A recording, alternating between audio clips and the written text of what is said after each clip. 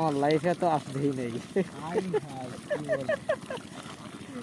এই আসতো কম ওই ভাই, অনেক কইসা আসিব, অনেক কম আসতো।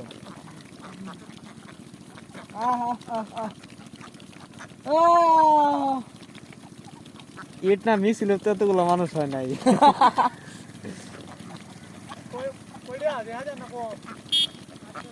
মাত্র 800 আসে, 2000 3000 আসতো। কি অবস্থা, কই গেছিলা?